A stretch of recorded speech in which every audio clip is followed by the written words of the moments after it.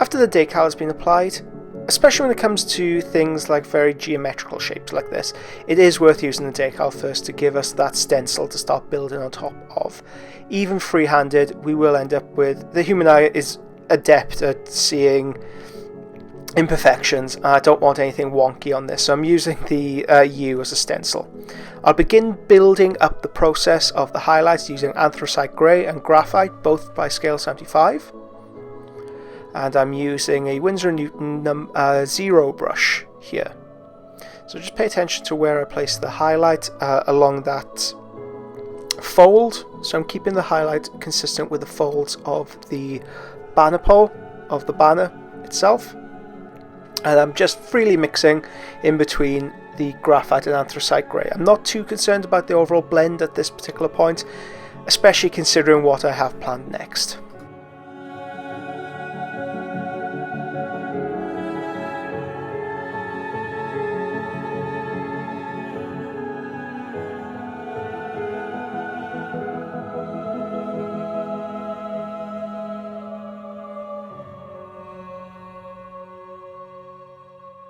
Next up, I'm using the ivory and quite a big chunky highlight here. I'm not overly concerned about the blend. Again, at this point, it's all about sketching and making sure I have the correct light balance, the one that I'm most interested in.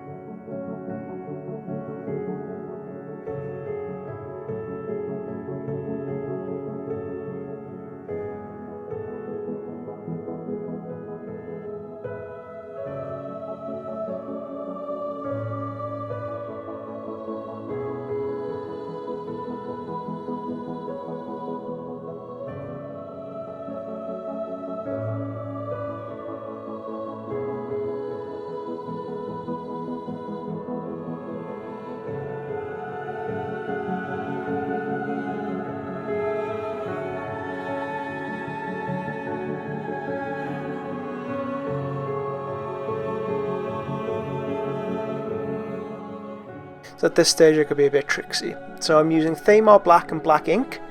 The reason why I'm using the black ink is to make sure that it slips off the brush a little bit easier.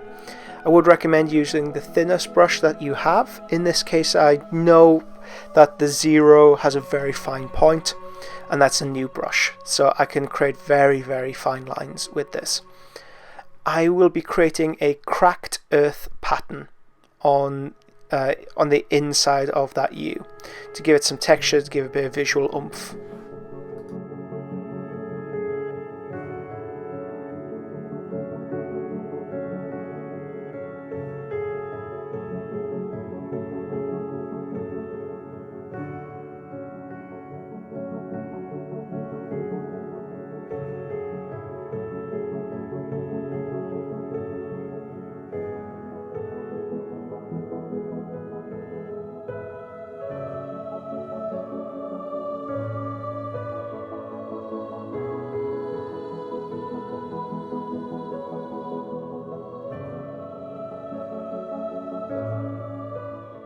When freehanding things of this nature, it is worth having a reference image in front of you. I had something on my phone, a similar design of cracked stone, but ultimately I would be engaged in the project in front of you. Don't worry too much about replicating anything, go with what looks natural on the image itself. Once I've created a few cracked stones, I can go back to anthracite grey, strike that. I'm using graphite plus a tiny amount of ivory to begin the highlighting process of each and every one of those individual stone slabs.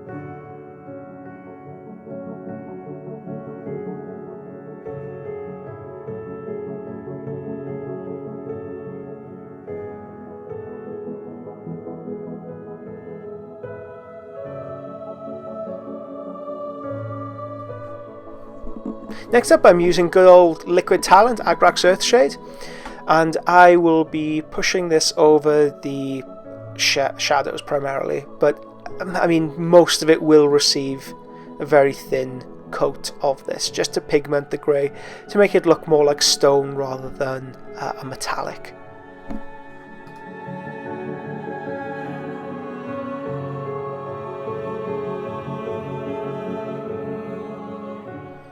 Okay, I want to place the non-metallic gold rim. I don't want a white rim to it, I want a nice gold metallic rim. So I begin the process by adding Rhinox hide to the outer markings, again using that decal as a stencil for the brushwork.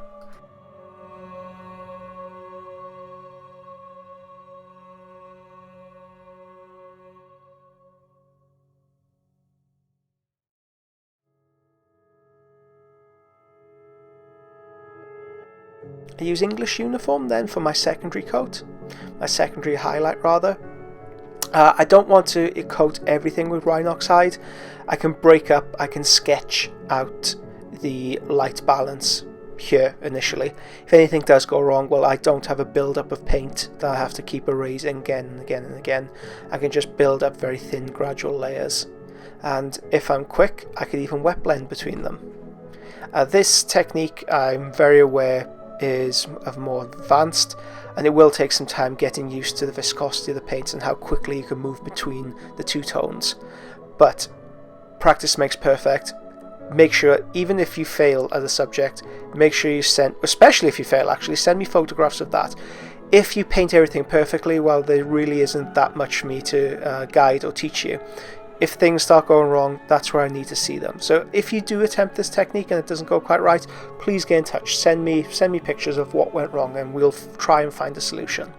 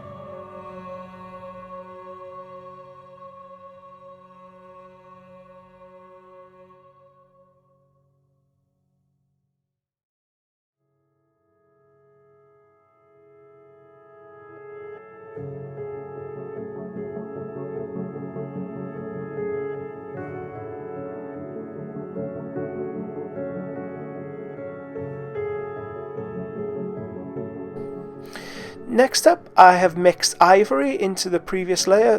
This is about 90% ivory, and I will be highlighting those portions of the non-metallic gold I feel need it. So this is so if you want to know exactly where to place the shadows and highlights with a non-metallic scheme, refer back to the non-metallic PDF I wrote a couple of months ago, concentrating on Dawn's armor. And it may even be worth looking at the true metallic that we concentrated on with the Iron Circle robot. there will be details in there on how highlights and shadows naturally form on a metallic surface.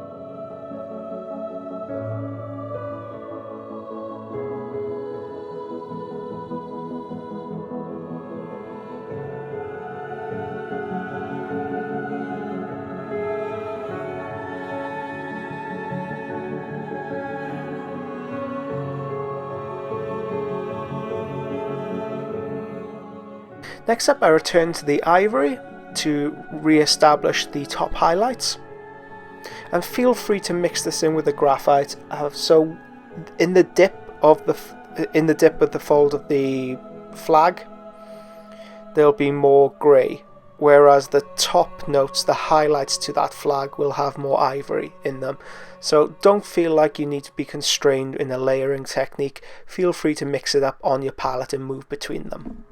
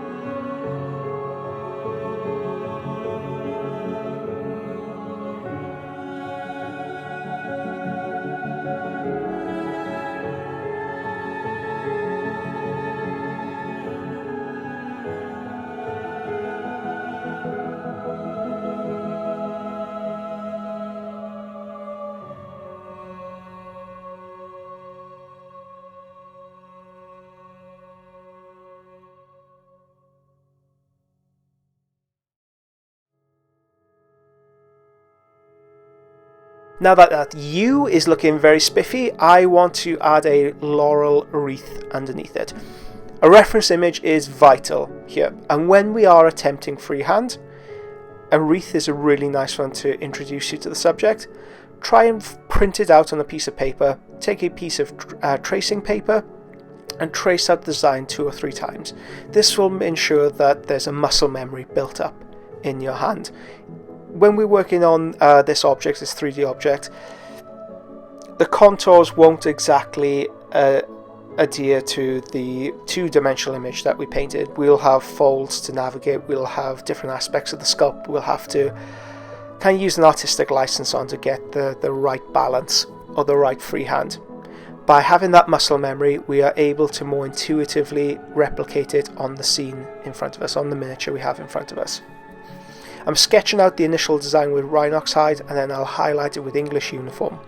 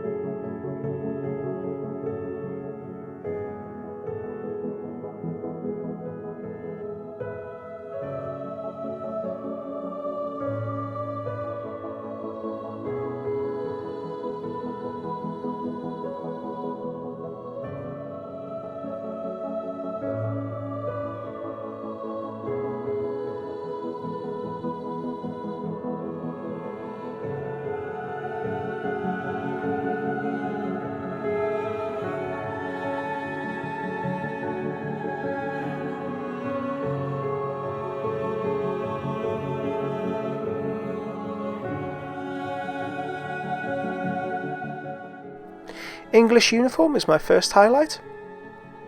And again, I'm trying to keep those highlights consistent with the flag folds in front of me, so that light goes right down the center of that U.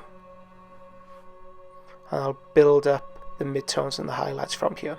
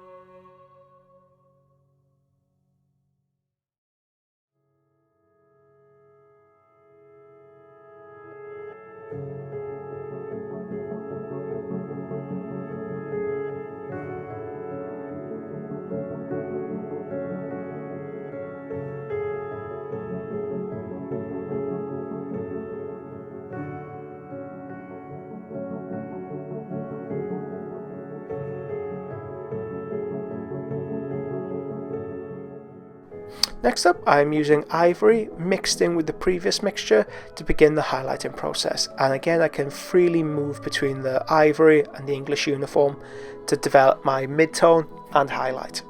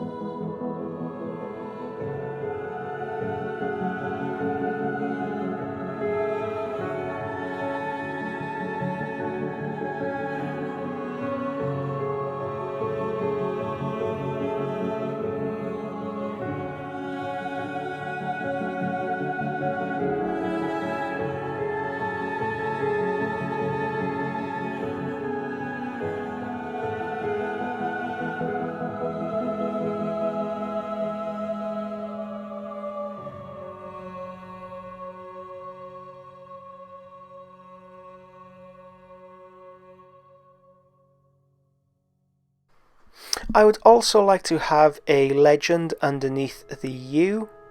To begin the process, I will sketch it out with walnut from scale 75. And again, having a reference in front of you is essential for this process, just to make sure that you get the right brush strokes. And again, if you did want to sketch it out beforehand so you have a muscle memory, more the better.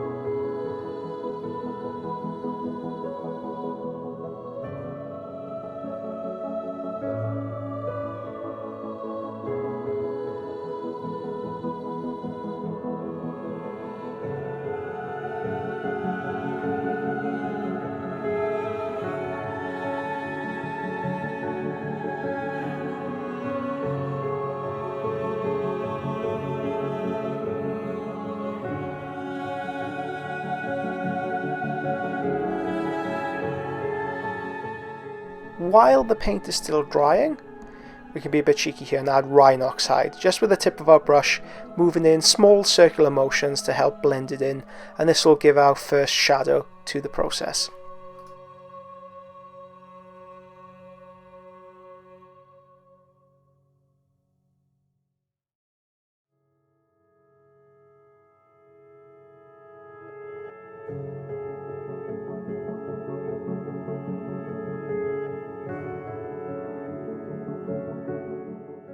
I'm using Iroko, again from scale 75, to begin adding some warmth to those highlights towards the base of the legend. And this is a layering technique. I'm not too concerned with the blending at this stage. The paint consistency is around, it's semi-skim milk. It's a little bit thicker than you'd expect us to use at this stage. So I could place on slightly thicker stages like so, and then feather it into the surroundings.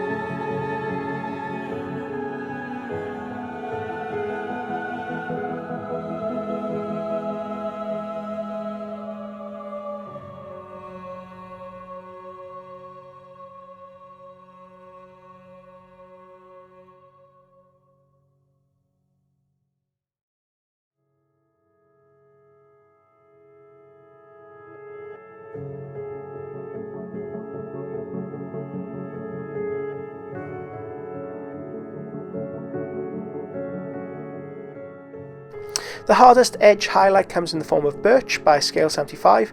I'll be using a feathering technique here where I'm dragging the blade of the brush across the surface of the miniature, and while I drag it I'm manipulating it into the midtone to give a very fine blend. So you can see here how I've just knocked off any excess paint from the brush, and I'm going in small circular motions just to help with that feathering technique.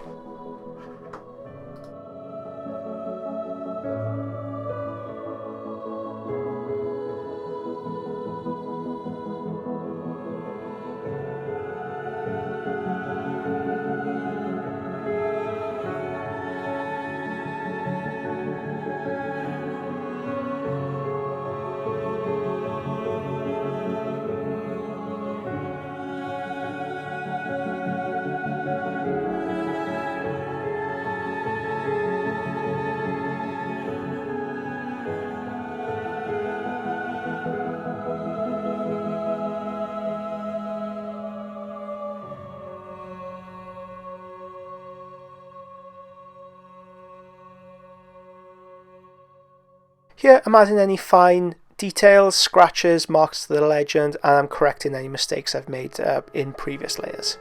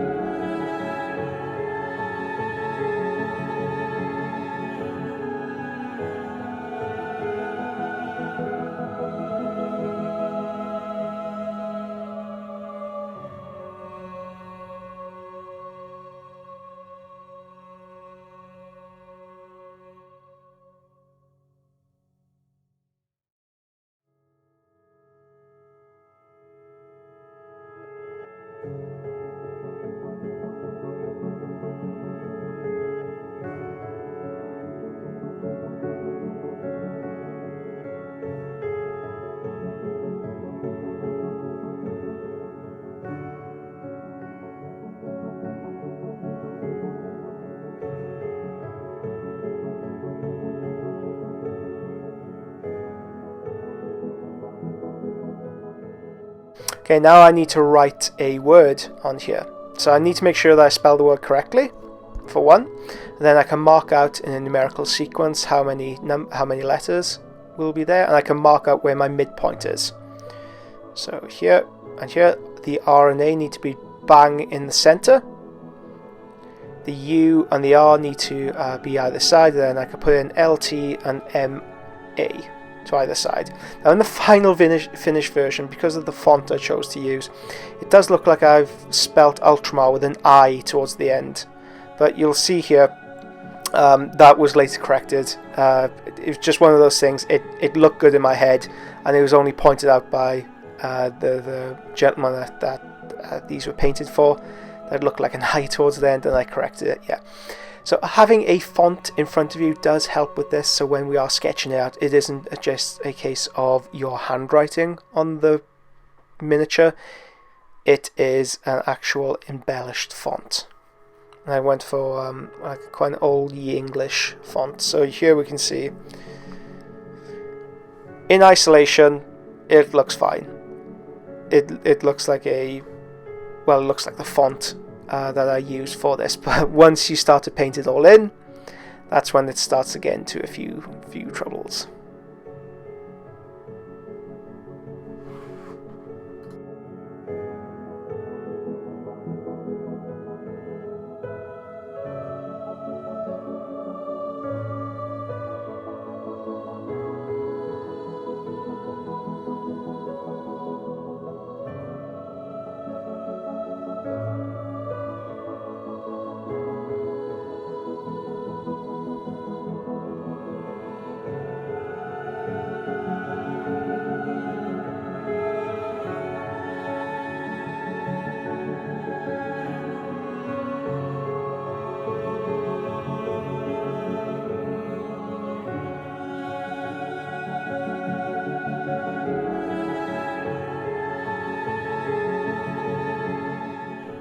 And that is it for the freehand portion of the painting tutorial for this November only release. Thank you very much, guys. I hope you've enjoyed it.